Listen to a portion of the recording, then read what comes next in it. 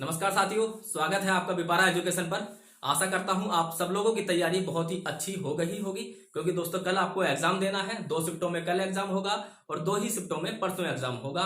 तो दोस्तों आज हम आपसे जो चर्चा करने वाले हैं, सबसे पहले हम समझेंगे दोस्तों कि आपका टारगेट स्कोर क्या होना चाहिए। और दूसरी इंपॉर्टेंट बात दोस्तों, जो यदि आप पहली बार कोई एग्जाम दे रहे हैं तो उसमें दोस्तों क्या क्या बातें आपको ध्यान रखनी है, इसे हम कह सकते हैं कि इंपॉर्टेंट टिप्स मैं आज आप लोगों को बताऊंगा। तो चलिए दोस्तों शुरुआत करते हैं वीडियो की। तो जैसा कि आप लोगों को मालूम है दोस्तों, 4 सब्जेक्ट्सों से सवाल आपके पास पूछे जाएंगे कल। सबसे पहले दोस्तों रीजनिंग से 57 सवाल लगभग आपसे पूछे जाएंगे।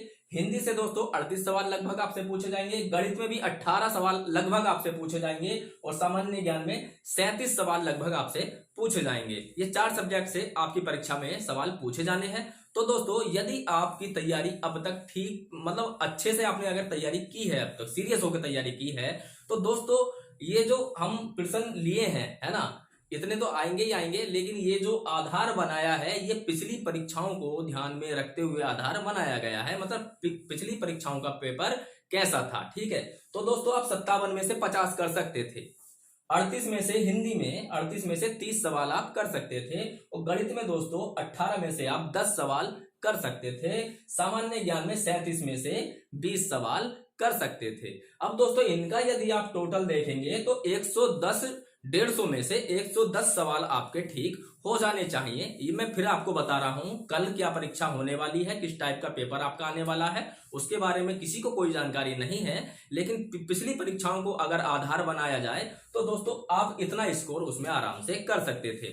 अब दोस्तों यदि आप सीरियस कैंडिडेट हैं और आपकी तैयारी कुछ ज्यादा लेवल की है तो इसमें दोस्तों आप कुछ अंक और बढ़ा सकते हैं। देखिए दोस्तों मैथ का क्या है, मैथ में एक एवरेज बच्चा वो होता है, मान लीजिए कुछ चैप्टर उससे अच्छे से आते हैं, कुछ चैप्टर में वो फंस जाता है। जैसे कि मेंसुरेशन है, क्षेत्रफल है, वह उसमें अटक जाता है, या आयतन वाले सवाल हैं उसमें अटक जाता है। मतलब किसी बच्चे का पूरा मैथ कंप्लीट नहीं होता, 1-2 टॉपिक्स उसके कमजोर होते हैं। तो एक तो दोस्तों इस प्रकार के एवरेज छात्र होते हैं। कुछ दोस्तों ऐसे होते हैं जैसे मेंसुरेशन आती तो है लेकिन दोस्तों वो हल्के सवाल कर लेते हैं और जो थोड़ा ऊंचे लेवल का सवाल आ जाता है उसमें फंस जाते हैं। जैसे कि दोस्तों एक वर्ग है, वर्ग की भुजा दे दी तो उसका क्षेत्रफल निकाल देंगे, परिमाप निकाल देंगे, विकर्ण निकाल देंगे। लेकिन साथियों यदि उसी वर्ग के बाहर अगर वृत्त बना दिया जाए तो वहां पे फंस जाएंगे, या अंदर वृत्त बना दिया जाए वहां पे फंस जाएंगे, या वर्ग में त्रिभुज बना दिया जाए तो वहां पे फंस जाएंगे, है ना। तो 2 प्रकार के एवरेज छात्र होते हैं। लेकिन दोस्तों यदि आपकी मैथ अच्छी है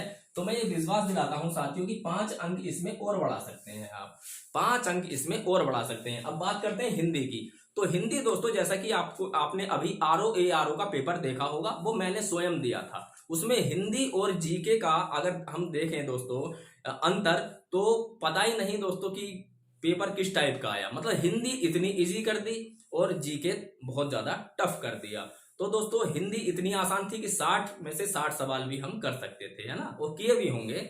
लेकिन दोस्तों जीके में ज्यादा एवरेज नहीं हो पाया। मैंने खुद 140 प्रश्नों में से केवल 94 क्वेश्चन ही अटेम्प्ट किए थे, ठीक है।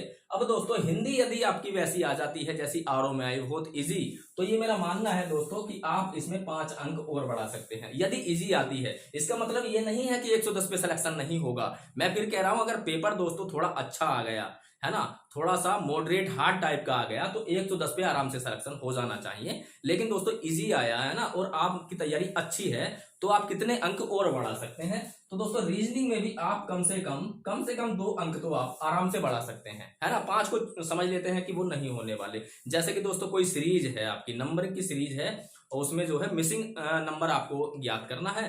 तो दोस्तों वह सवाल ऐसे होते हैं, यदि आसान लॉजिक लग रहा है तो आप आराम से कर देंगे। लेकिन दोस्तों यदि आप उसको लेके बैठ गए तो बैठे ही रहेंगे, फिर वो होगा नहीं यदि दिमाग में नहीं फंसा तो, है ना। तो 1-2 सवाल ऐसे आते हैं तो हम मान लेते हैं 5 सवाल नहीं होने वाले हैं। तो दोस्तों यदि आप देखेंगे तो आपके 12 प्रश्न और आपके ठीक हो जाएंगे, यानी कि अब ये जो टोटल हो जाएगा आपका 122 प्रश्न हो जाएगा।